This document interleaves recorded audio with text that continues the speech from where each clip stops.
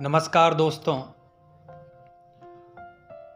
आज की हमारी वीडियो का टॉपिक है कि शादी के बाद लड़की को ससुराल में और अपनी सास के साथ कैसे रहना चाहिए। इस टॉपिक को आज हम एक कहानी के माध्यम से समझेंगे। ये कहानी बहुत ही ज्ञानवर्धक और आपके लिए बहुत ही मोटिवेशनल होने वाली है। आपसे निवेदन है कि हमारी कहानी का एक एक शब्द ध्यान से सुनें और हमारी वीडियो की समाप्ति तक चैनल पर बने रहें। दोस्तों, एक समय की बात है, एक शहर में एक डॉक्टर रहते थे। उनके साथ उनकी पत्नी थी और उनके 2 बच्चे थे, एक लड़का और एक लड़की।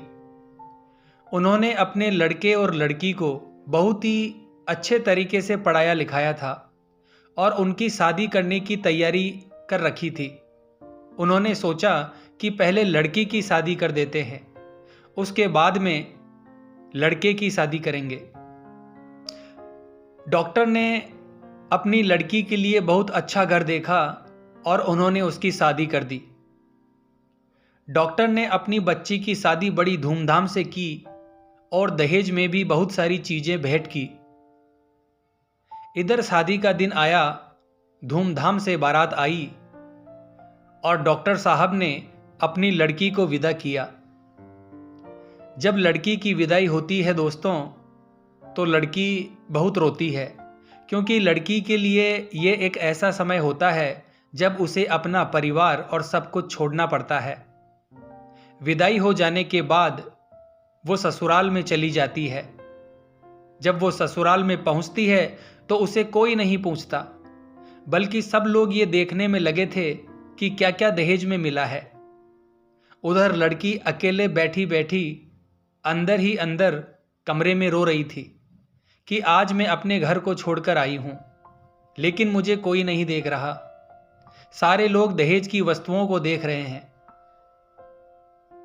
दोस्तों, फिर सारी रस्में पूरी होती है और कुछ समय बाद धीरे धीरे नई नवेली बहू घर वालों के अनुसार ढलने लगती है।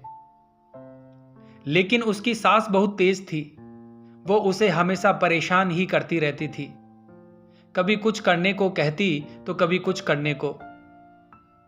दोस्तों, लड़की बड़े घर की थी, उसे ये सब घर का काम कहाँ आता था, लेकिन वो चुपचाप रहा करती थी, क्योंकि उसके माँ बाप ने उसे यही सिखाया था कि बेटा, तुम चुपचाप घर का काम करना। जब बहू खाना बनाने जाती थी और जब उसकी रोटी थोड़ी सी टेढ़ी मेढ़ी हो जाती थी तो उसकी सास उसे कहती, क्या तेरी माँ ने तुझे रोटी बनाना नहीं सिखाया? लेकिन वो शांत रहती, कुछ भी नहीं बोलती। वो अपने पति से कहती तो उसका पति भी उसे समझा देता कि माँ तो माँ है, माँ तो ऐसे ही करती रहती है, तुम चुपचाप काम किया करो, उनसे कुछ मत कहा करो, उनकी जो आदत है वो ऐसे ही रहेगी। वो अपने पति से ऐसी बातें सुनकर चुपचाप हो जाती और अपना काम करने लग जाती। दोस्तों, एक दिन की बात है कि जब पानी सर से ऊपर चला गया तो दोनों सास बहू में बराबर की बहसबाजी और टक्कर होने लगी। अब तो उनके बीच झगड़े होने लगे। एक दिन उसने सोचा कि मेरे पिता तो डॉक्टर हैं, मैं उनके पास जाती हूँ। और वो अपने पिता के पास जाती है और रोते हुए अपने पिता से बोलती है, पिताजी, मुझे जहर दे दो। पिताजी ने कहा, बेटा, ऐसी क्या बात हो गई है कि तू जहर खाकर मरना चाहती है? तब उस लड़की ने कहा, पिताजी, मैं नहीं मरना चाहती, मैं अपनी सास को मारूंगी। मेरी सास मुझसे बहुत काम करवाती है और बहुत परेशान करती है, मेरे हर एक काम में कमियां निकालती है, मुझे चैन से सांस भी नहीं लेने देती और ना ही आराम करने देती है। बताइए पिताजी, मैं उसके साथ जीवन भर कैसे रह सकती हूं? मैंने बहुत सहन कर लिया है, लेकिन अब मैं बिल्कुल सहन नहीं कर सकती। पिताजी ने सोचा, शायद मेरी बेटी ज्यादा दुखी है। तब पिताजी ने अपनी लड़की से पूछा, बेटा, मुझे एक चीज बताओ, तुम तो बदले में कुछ नहीं कहती। लड़की ने कहा, पिताजी, पहले तो मैंने बहुत सहन किया, लेकिन मुझसे अब कुछ भी सहन नहीं होता। हम दोनों में कई बार झगड़े भी हो जाते हैं। अब तो हम दोनों में बराबर की लड़ाई होती है। डॉक्टर ने फिर मन में विचार किया कि अब ऐसा क्या किया जाए जिससे इन दोनों की लड़ाई शांत हो जाए। मैं इसे समझाने के लिए क्या करूं? उन्होंने कहा, बेटा, मैं तुम्हें अगर जहर दे दूंगा तुम्हारी सास को मारने के लिए तो तुम फंस जाओगी, और तुम उनसे झगड़ा करती हो तो सब लोग तुम्हारे ऊपर शक करेंगे और यही कहेंगे कि तुमने अपनी सास को मार दिया है। इसीलिए मैं तुम्हें 6 महीने की दवाई दे रहा हूं। इसे धीरे धीरे सब्जी में मिलाकर देती रहना और 6 महीने बाद तुम्हारी सास खुद ब खुद मर जाएगी। लेकिन इससे पहले तुम ऐसा करना कि रोजाना अपनी सास के पैर दबाती रहना और उनका ख्याल रखना। उनसे बिल्कुल भी मत लड़ना। उनकी देखभाल अच्छे से करना ताकि किसी को तुम पर शक ना हो कि तुमने अपनी सास को मारा है। लड़की ने कहा, ठीक है पिताजी, मैं ऐसा ही करूंगी। और वो दवाई लेकर घर चली जाती है। वो रोज एक पुड़िया मिलाकर अपनी सास को देने लगी और बाद में वो अपनी सास के पैर दबाती, उसकी सेवा करने में लग जाती और बिना कुछ बोले घर का काम करते रहती। अगर सास उसे ताने मारती तो वो सहन कर लेती। वो सोचती कि 6 महीने की बात है, 6 महीने बाद तो ये मर जाएगी, फिर मैं बिल्कुल आज़ाद हो जाऊंगी और अच्छे से अपनी ज़िंदगी को जीऊंगी। दोस्तों, इसी तरह से सेवा करते करते 2-3 महीने बीत गए। धीरे धीरे सास के स्वभाव में परिवर्तन आने लगा और वो अपनी बहू से कहने लगी, बेटा, तुम भी काम करके थक जाती हो, थोड़ा बहुत आराम कर लिया करो, तुम मेरे पैर मत दबाया करो। सास धीरे धीरे इतना बदलने लगी कि बहू को ये लगने लगा कि क्या ये मेरी वही सास है जो मुझे परेशान किया करती थी। बहू को इन चीजों पर यकीन नहीं हो रहा था। वो बड़ा अचंभित थी इन सभी चीजों को देखकर। वो अपने पति को बताती कि आज मम्मी जी ने मुझे बहुत प्यार किया और मुझसे प्यार भरी बातें भी की है। पति ने कहा, चलो अच्छा है, आज तुमसे प्यार से तो बात की है। धीरे धीरे ऐसे ही समय निकलता चला गया। एक दिन उसे याद आया कि 6 महीने पूरे होने को हैं, लेकिन अब वो नहीं चाहती थी कि उसकी सास मर जाए, क्योंकि उसकी सास पूरी तरह से बदल चुकी थी। उन दोनों में इतना प्रेम हो चुका था कि वो दोनों एक दूसरे के बगैर रह भी नहीं सकते थे। वो दौड़ती हुई अपने पिताजी के पास गई और कहने लगी, पिताजी, आपने जो मेरी सास को मारने के लिए दवा दी थी उसका इलाज क्या है? मैं मेरी सास को मरने से कैसे बचाऊं?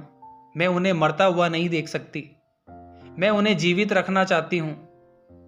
मैं चाहती हूं कि वो जीवित रहे।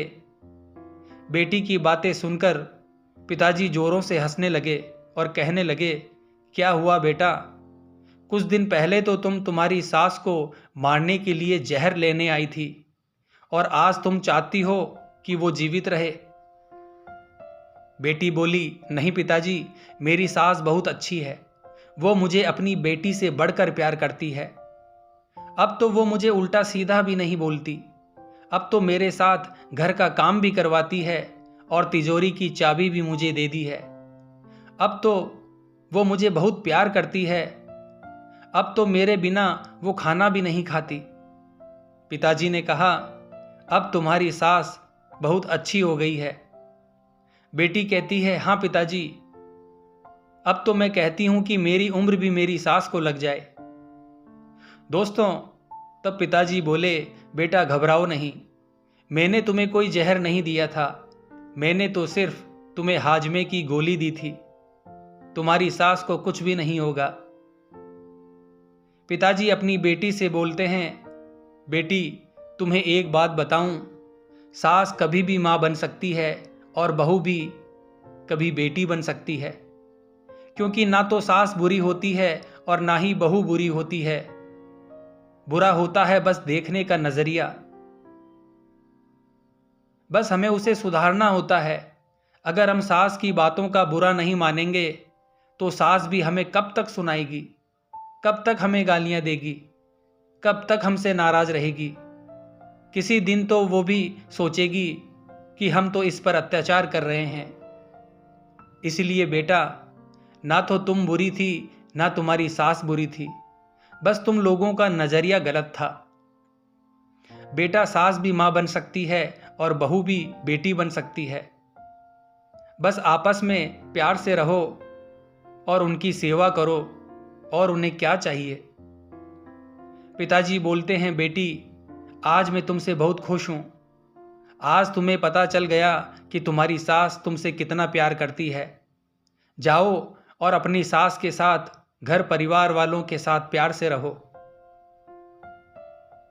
उन्हें अपनी मां समझकर प्यार करो और तुम उनकी बेटी बनकर रहना। इतना समझने के बाद दोस्तों, पिता ने अपनी बेटी को उसके ससुराल भेज दिया। इधर ससुराल में क्या होता है कि सास भी बहुत खुश थी। लड़की के ससुर घर पर आते हैं और उससे पूछते हैं कि भाग्यवान, आज तुम इतनी खुश कैसे हो? तब सास बताती है कि अब तो बहू मेरी सेवा करती है और मुझे बहुत प्यार से खाना भी खिलाती है, मेरे पैरों को भी दबाती है। ससुर ने कहा, भाग्यवान, गलत तो मैं पहले भी नहीं था, तुम ही उसे उल्टा सीधा कहती रहती थी। तुम उससे उसके दिए हुए सामान से ज्यादा प्यार करती थी, इसलिए तुम दोनों में प्यार कम था। लेकिन जब तुमने उससे प्यार करना शुरू किया है तो वो भी बदलना शुरू हो गई। बेचारी वो तो कभी कुछ कहती ही नहीं थी, लेकिन फिर भी तुम उसे परेशान करती थी। भाग्यवान, जब बहू अपना सब कुछ छोड़कर आई है तो भाई हम सब लोगों के लिए ही आई है, हम ही उसका सहारा हैं। इसीलिए मेरा कहना है, हम सब लोगों को उसे ऐसा प्यार देना चाहिए कि उसे कभी भी पीहर की कमी महसूस ना हो। तब उसकी सास बोली, आप सही कह रहे हो, शायद मेरी ही गलती थी जो मैंने उसे प्यार नहीं दिया। अब मैं उसे बहुत सारा प्यार दूंगी जिससे वो कभी भी अपने माता पिता को याद नहीं करेगी। और दोस्तों, सास और बहू दोनों प्यार से रहने लगती है। तो दोस्तों, इस कहानी से हमें सीख मिलती है कि सास भी माँ बन सकती है और बहू भी बेटी बन सकती है। सिर्फ देखने का नज़रिया थोड़ा अलग होना चाहिए। तो आशा करता हूँ दोस्तों, आज की ये कहानी आपको अच्छी लगी होगी। तो हमारे चैनल को लाइक और सब्सक्राइब ज़रूर करें और हमारी वीडियो को अपने मिलने वालों के साथ शेयर करें। जय हिंद, जय भारत।